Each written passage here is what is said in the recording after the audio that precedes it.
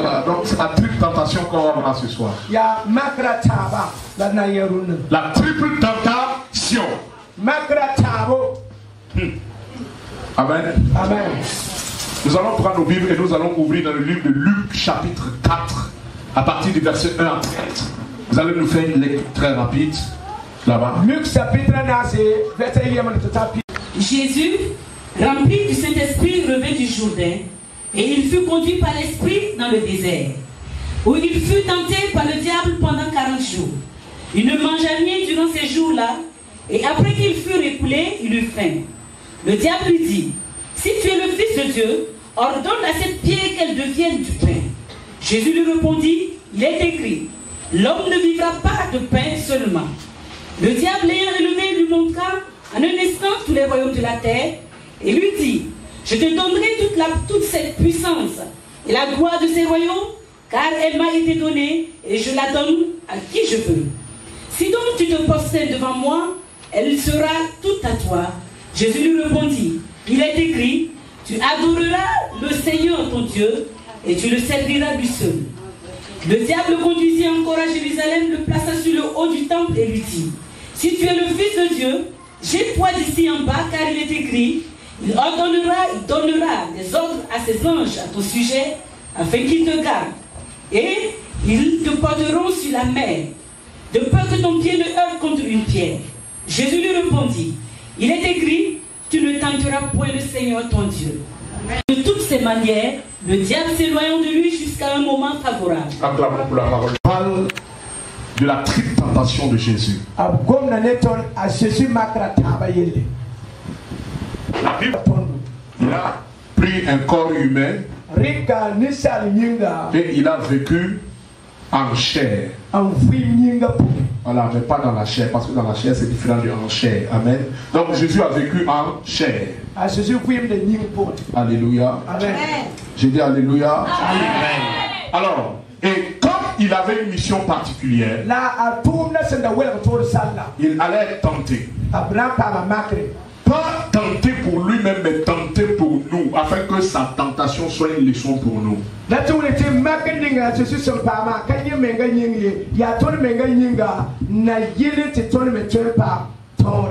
la Bible dit en Luc 4 qu'il a été jeté dans le désert. Et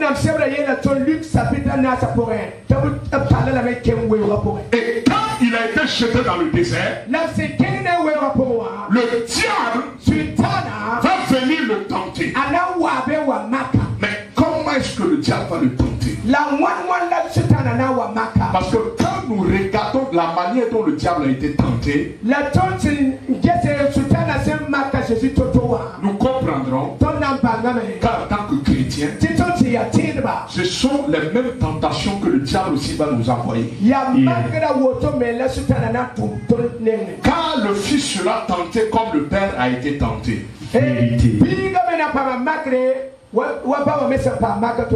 Alléluia. Amen. C'est pourquoi je veux que nous revenions sur ces trois tentations. Ne dis pas j'ai déjà entendu ce message.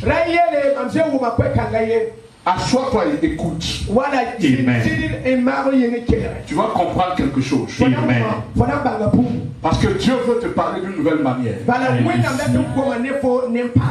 Lorsque nous prenons nos Bibles en Luc 4 au verset 3 à 4, dit là-bas, le diable dit: si tu es le Fils de Dieu, ordonne à cette pierre qu'elle devienne du pain.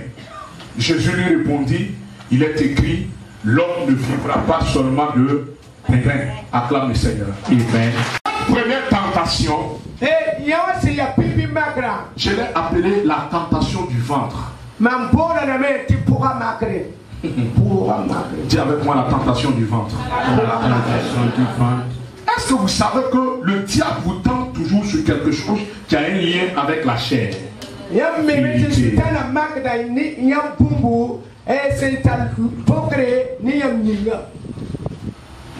La tentation du ventre. Beaucoup de chrétiens succombent à cette tentation. Beaucoup de chrétiens charnels succombent à cette tentation. Et quand le diable va rencontrer Jésus, pour lui, Jésus est comme une personne charnelle. Vérité. Jésus est comme une personne charnelle. Et il voulait le tenter pour voir s'il allait succomber à la tentation charnelle. Parce que la tentation du diable va de hauteur en hauteur. Donc il va commencer par les choses basiques d'abord. Pour voir si Jésus va se soumettre aux choses basiques. Ce que plusieurs personnes ne savent pas, c'est que le diable, lorsqu'il vous raconte pour vous tenter, il commencera par vous tenter par des choses basiques d'abord. La nourriture. Acclame pour la parole. Amen. Il y a plusieurs chrétiens qu'on gagne avec la nourriture. Il va le rencontrer et dire, si tu es le fils de Dieu, tu es un jeune, change d'abord. Je ne pas là. Les pierres là, vérité, en pain, et mange. Et Jésus lui dit, un homme qui marche avec Dieu, qui croit en Jésus, qui reste fidèle à Dieu, il ne sera pas une personne qui va manger au hasard. Ce n'est pas une personne qui va vivre de nourriture naturelle seulement.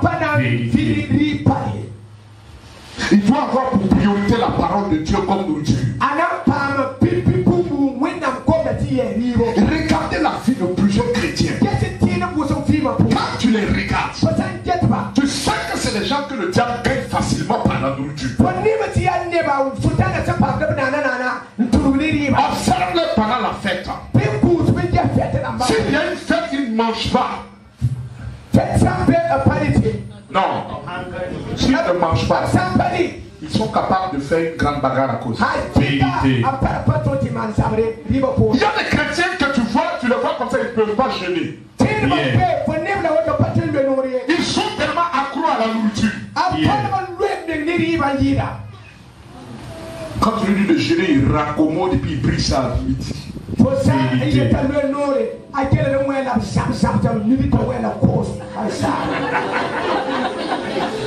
il se lève le matin, il ne parle pas à Dieu. C'est son petit déjeuner qui commence à chercher. Vous allez voir aujourd'hui comment est-ce que les méchants gagnent beaucoup de chrétiens avec la nourriture. L'envoûtement par la nourriture est un envoûtement très puissant. Pour manger la nourriture de quelqu'un qui veut vous envoûter, vous êtes foutu. Vérité. Il y a beaucoup de filles.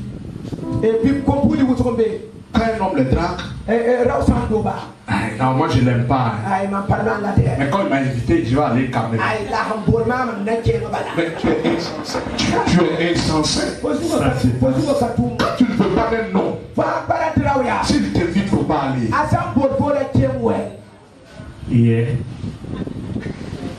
Combien ont été envoûtés comme ça? Faites attention. Ne mange pas n'importe comment. Ne mange pas partout. Je vous dis quelque chose. Nous sommes dans un monde aujourd'hui où le diable travaille beaucoup avec la nourriture. Après cet enseignement, tu ne vas plus manger au hasard. Amen. Tu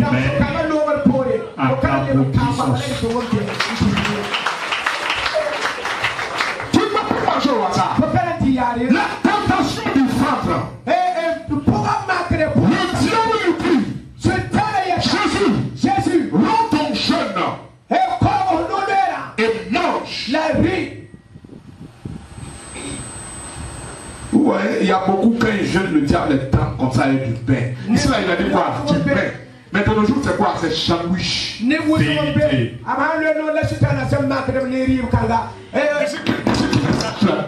Sache là. Il a déjà mis le sandwich dans sa bouche. J'ai gêné. Yeah. Il y a des chrétiens, quand ils jeûnent, et on a fait du toit à la maison. Là, son jeûne là fonctionne bien. Vérité. Il peut rompre jusqu'à 17 h. Mais malheur, si son cousin, si des voyages arrivent avec du porc au four et du poulet, pendant son jeûne, s'il regarde comme ça, il sait que s'il ne mange pas, ils ne vont pas garder pour lui. Vérité. Il regarde comme ça. Regarde. Il dit ça va. Seigneur, il pousse la barque. Je te rends grâce. Ça se passe. L'homme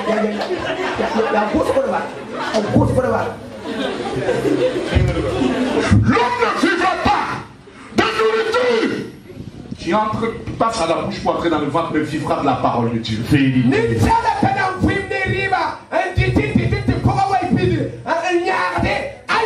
À quoi sert la nourriture? Tu mangeras, tu iras dans les toilettes. Affectionnez-vous de la parole de Dieu et non de la nourriture. Ne sois pas le chrétien qui aime manger. Il y a des chrétiens, ils sont ici à cause de manger. Ils peuvent mettre essence dans sa moto ici. Il peut même annuler la prière parce qu'il y a une fête quelque part qui a à manger. Vérité, ça se passe.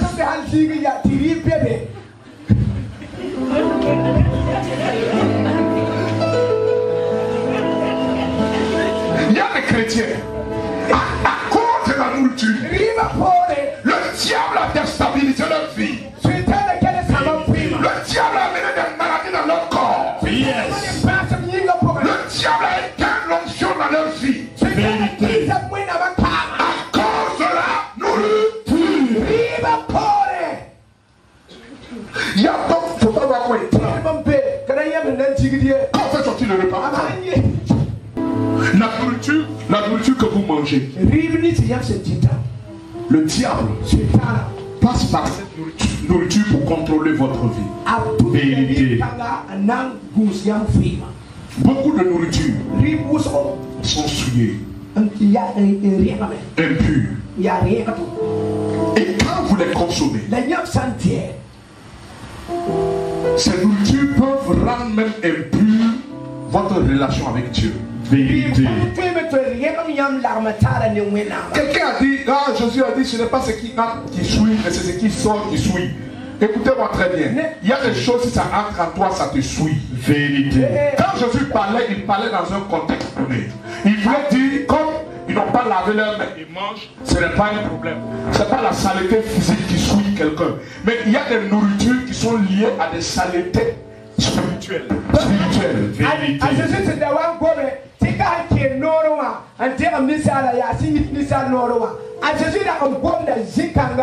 ne songwe ko tol salle ara gonda nudu rikribanti nudu riada kapeka ni sababu ka tore ne publinga ni salva taba songonda ribra mompe ti posanti kan ni ponura pume anan tierma fo fima. Il y a des nourritures qui sont souillées. Il y a des nourritures qui sont souillées spirituellement. Il y a des nourritures qui sont souillées spirituellement. On va voir ça. Daniel 1, verset 1 à 15. Allez-y rapidement dans la lecture. Joachim, roi de Juda, Nebuchadnezzar, roi de Babylone, marcha contre Jérusalem et l'assiégea. Le Seigneur livra entre ses mains Joachim, roi de Juda, et une partie des ustensiles de la maison de Dieu. Nebuchadnezzar emporta les ustensiles au pays de Chénéa, dans la ville de son Dieu, et les mit dans la maison du trésor de son Dieu.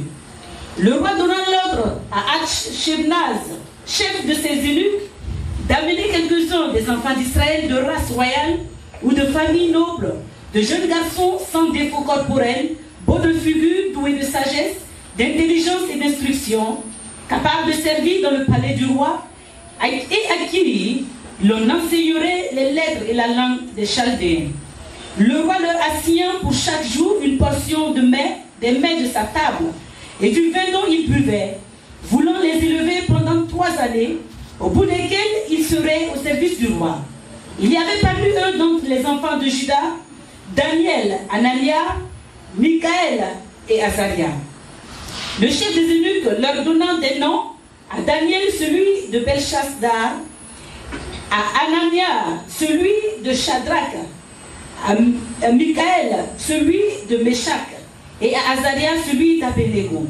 Daniel résolut de ne pas se souiller par les mains du roi et par le... Donc Daniel se résolut de ne pas se souiller. Le vin dont le roi buvait, et il pria les chefs des eunuques de ne pas l'obliger à se souiller.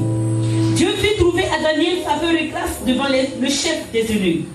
Le chef des eunuques dit à Daniel, je crains mon Seigneur le roi qui a fixé ce que vous devez manger et boire. Car pourquoi verrait-il votre visage plus abattu que celui des jeunes gens de votre âge? Vous exposeriez ma tête auprès du roi. Alors Daniel dit à l'intendant, à qui le chef des eunuques avait remis la surveillance de Daniel, de Anania, de Michaël et d'Azaria, éprouve tes serviteurs pendant 10 jours, et qu'on nous donne des légumes à manger et de l'eau à boire. Tu regarderas ensuite notre visage et celui des jeunes gens qui mangent les mets du roi, et tu agiras avec tes serviteurs d'après ce que tu auras vu. Il leur accorda ce qu'ils demandaient et les éprouva pendant 10 jours. Au bout de 10 jours, ils avaient meilleur visage et plus d'embonpoint de tous les jeunes gens qui mangeaient les mets du roi. L'intendant emportait les mets et le vin qui leur était destiné, et il leur donnait des légumes. Acclame. La Bible dit, c'est un roi panier qui a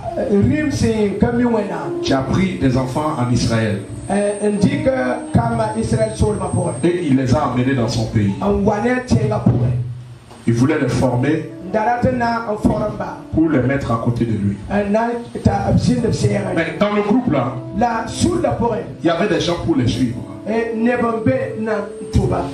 a une nourriture qu'on leur donnait. Mais Daniel a eu la révélation que la nourriture du roi, c'est une nourriture qui est souillée par des idoles. C'est de la nourriture qu'ils ont sacrifiée aux idoles. Et c'est cette nourriture qui faisait sortir pour qu'eux ils mangent. Yeah. Daniel a dit à l'intendant qui s'occupait de lui, je ne peux pas manger cette nourriture. La Bible dit que Daniel ne voulait pas se souiller. S'il mangeait cette nourriture, il allait se souiller et Dieu allait avoir des difficultés à l'utiliser. Le don des visions pouvait disparaître. Le don de l'explication des songes pouvait disparaître. Sa connexion avec Dieu pouvait disparaître. S'il avait mangé la nourriture du roi. Et Daniel va négocier. Et quand il a négocié, Dieu a permis qu'on accepte qu'il mange le repas qu'il veut.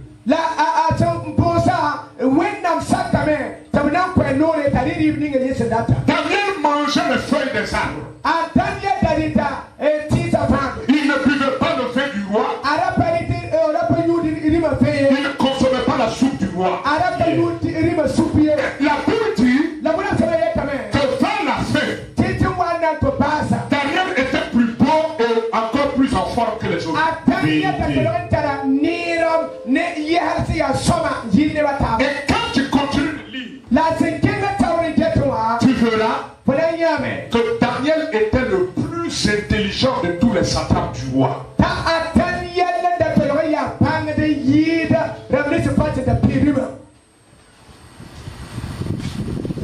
Est-ce que aujourd'hui, tu n'as pas consommé des repas que tu n'aurais pas dû consommer?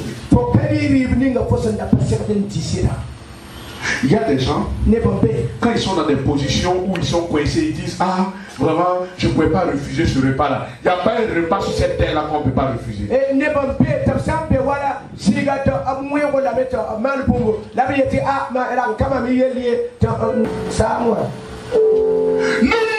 pas au hasard. Beaucoup de personnes ont mangé des repas et leurs dons spirituels sont morts. Leur connexion divine est morte. Tu n'arrives plus à prier parce que tu as mangé quelque chose de souillé.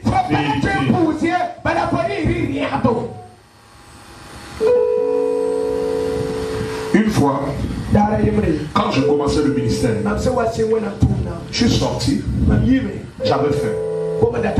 Je suis allé, j'ai vu une femme qui vendait des goyaves. Dieu me dit: ne paye pas ces goyaves. Mais il n'y avait rien dans le quartier. Rien. J'avais faim. J'ai forcé, j'ai payé des goyaves. J'ai envoyé ça à la maison. Quand je suis arrivé à la maison, la voix me dit: ne mange pas. J'avais ça, c'était bien joli comme ça. Et souvent le diable te fait comment pour que tu dormes avec la faim. Est-ce que c'est Dieu même qui parle?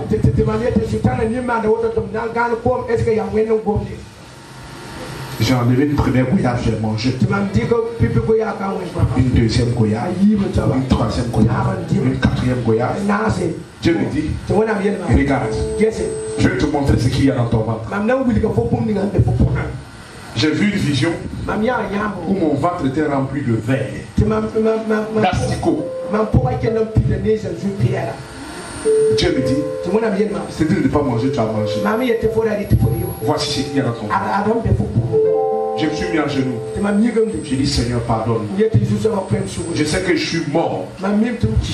Quand j'ai parlé comme ça, tout ce que j'avais consommé, il y a des manières de vomir. Vérité. Tu sais que ça là, c'est pas une manière de vomir naturelle. C'est comme si un mec est rentré dans mon ventre pour racler ce que j'avais consommé. J'ai vomi avec force et tout est sorti de mon ventre. Ne mangez pas tous les repas. Ne mangez pas à tous les restaurants. Ne mangez pas dans toutes les familles. Si vous savez qu'une famille continue de tuer, de faire des pratiques d'idoles, ne mangez pas dans leur maison.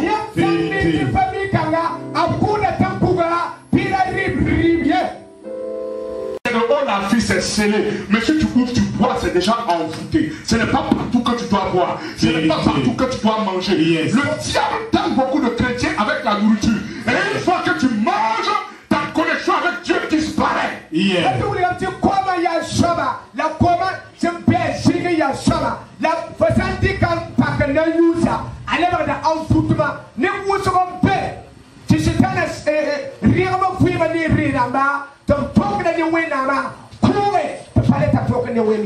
a refusé de manger. Daniel dit: je ne mangerai pas ce repas.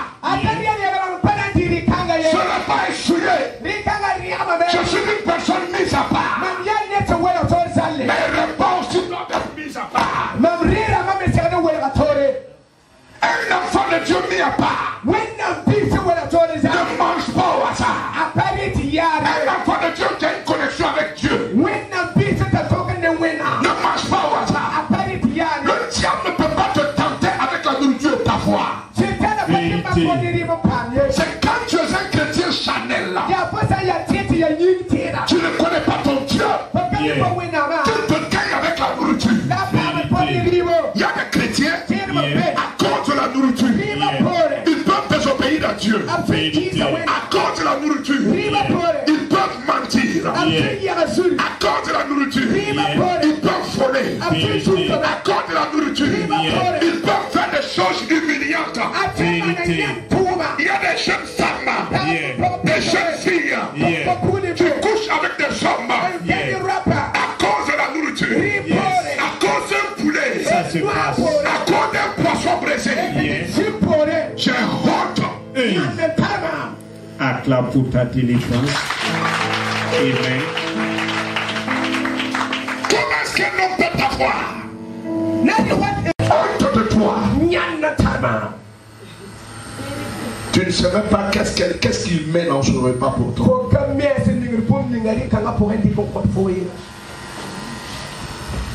Non, c'est juste une invitation. Au lieu de toi dire, on va aller manger poulet. Ça se passe.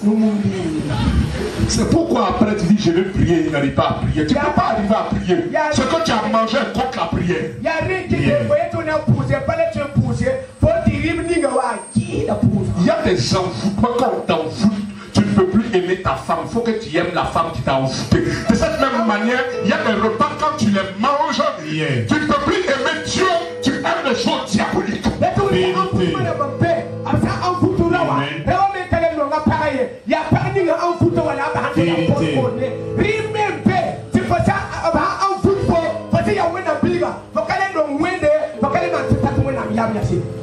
Yeah.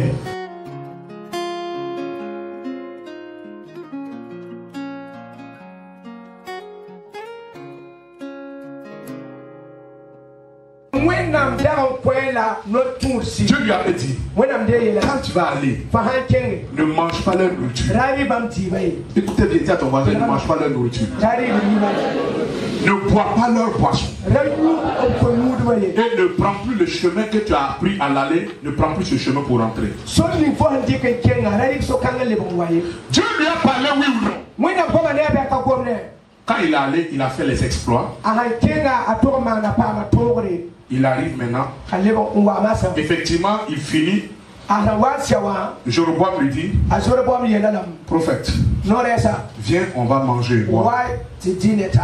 Il y a des chrétiens, quand un prophète vient chez eux, ils refusent de manger, ils sont frustrés. Non, tu ne sais pas ce que Dieu lui a dit. Si un homme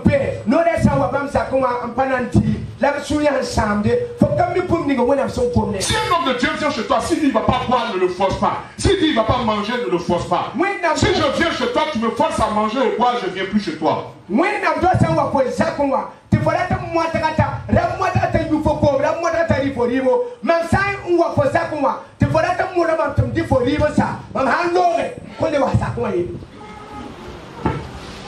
Amen. Amen. Tu ne sais pas ce que Dieu lui a dit. Souvent, ce que Dieu lui a dit, ça ne veut pas dire que ta nourriture est impure. Ça peut être loin de ça. Mais peut-être que Dieu ne veut pas que là où il allait détruire l'eau de ténèbres, qu'il s'asseye là-bas manger.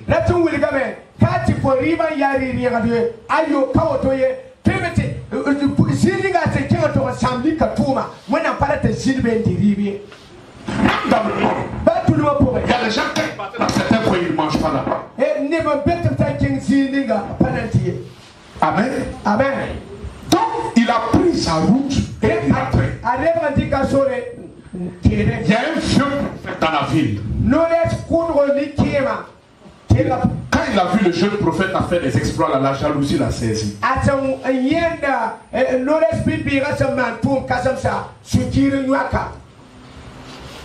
Il y a des jeunes prophètes qui ne font pas attention aux vieux prophètes.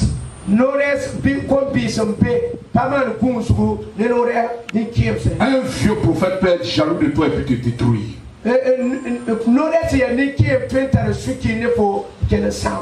Donc, avant d'aller te coller un vieux prophète, là, il faut demander à Dieu d'abord.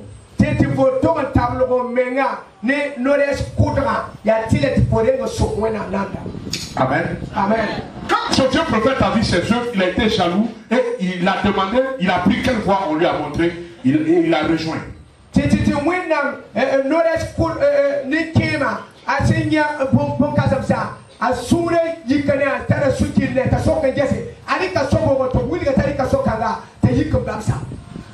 Bible dit que quand il est arrivé, il a vu le jeune prophète qui était assis et qui était en train de de se reposer. Il lui a dit, lève-toi, reviens dans la ville. Dieu m'a dit de te dire de venir manger. Le jeune prophète a dit, non. Dieu m'a dit de ne pas manger et de ne pas boire. Il a dit au jeune prophète, toi tu es un petit. Moi j'ai commencé à prophétiser avant toi. C'est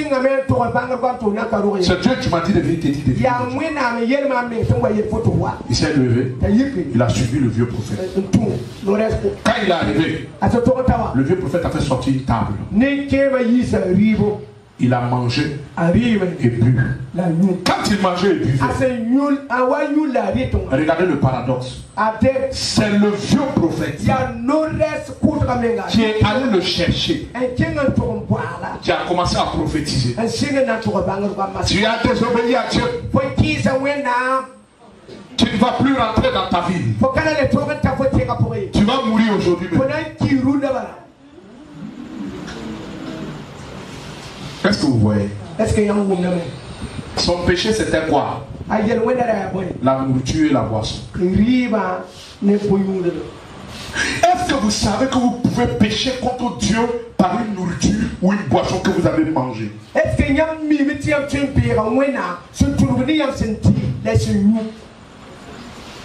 Plusieurs personnes ne savaient pas que la nourriture peut être un péché, que la boisson peut être un péché.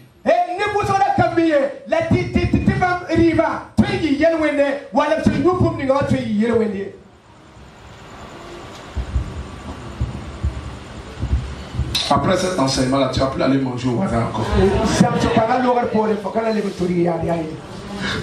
Ce jeune prophète n'a pas commis l'adultère, il n'a pas commis la fornication, il n'a pas menti à quelqu'un, il n'a pas tué quelqu'un, mais il a été sévèrement puni. Quand il a mangé, il venait de se souiller. Il venait de consommer la même nourriture que l'idole qu'il avait brisée avait déjà imparti.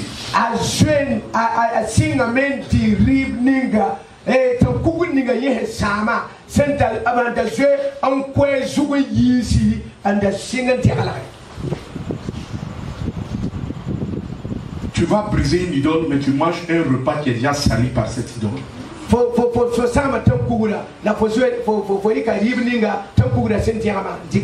Tu bois une boisson qui est salie par cette idole. Combien de personnes vous faites des prières, mais vous mangez la nourriture du diable. Vous buvez la boisson du diable.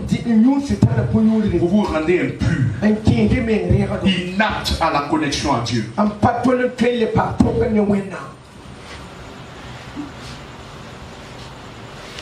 Quand il s'est levé, quand il a effectivement pris la route, il n'est pas rentré dans son pays.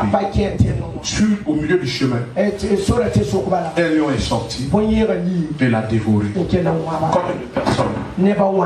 de personnes sont dévorées parce qu'ils ont consommé un repas? Ce lion ne pouvait pas le dévorer. Ce lion ne pouvait pas le dévorer. Mais le repas qu'il a consommé lui a donné une autre nature, a créé en lui une odeur que le lion pouvait sentir. Il y a des repas que vous mangez, ça crée en vous des odeurs spirituelles. Il y a des repas, quand c'est en vous, ça attire des esprits impurs. Il y a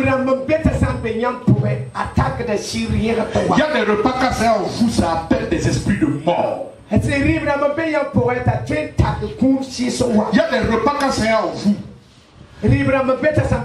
ça attire des malheurs. Parce que le repas, il est un repas. Mais ce qui a été fait sur le repas, ce qui a été dit sur le repas, ça ne sortira pas. Ça n'ira pas dans le WC. Le repas naturel va sortir. Mais ce qui a été dit sur le repas, ce qui a été fait sur le repas, reste en vous. Bon.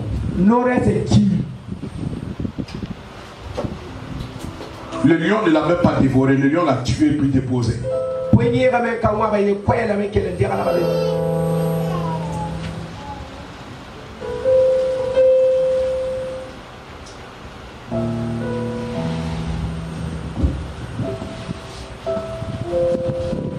Tu as mangé quoi?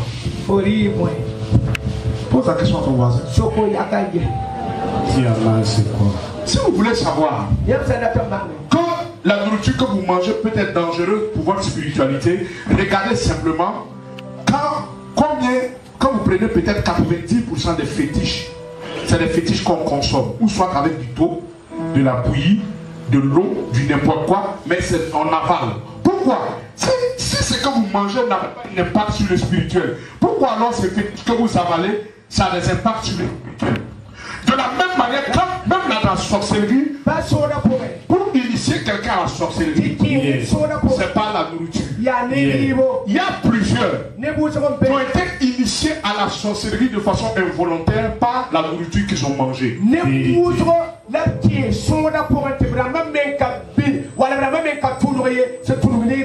y a des fêtes, c'est les fêtes des sorciers. La nourriture est déjà envoûtée. En sorte que tous ceux qui vont manger la nourriture seront initiés à la sorcellerie. C'est pourquoi souvent ton père n'a pas été sorcier, ta mère n'a pas été sorcière, toi-même tu ne connais pas la sorcellerie, mais tu vas dans un contexte comme sorcière. Tu as mangé quelque chose qui te crée des problèmes.